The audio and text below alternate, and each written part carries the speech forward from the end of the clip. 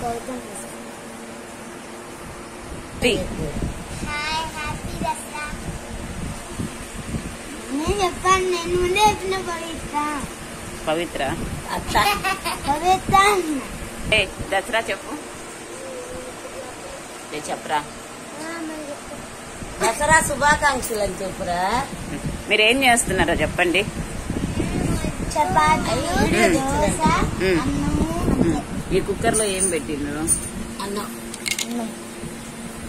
ఉడికిందా? అట్లా పడేయాలనా కింద? గ్యాస్ డ్రమ్ము, దోశ, చట్నీ, దోశ చెయ్యాలా? దోశ కన్నా దోశ పిండమా? అదిగో ఆయనకండి పండి దోశ పిండి.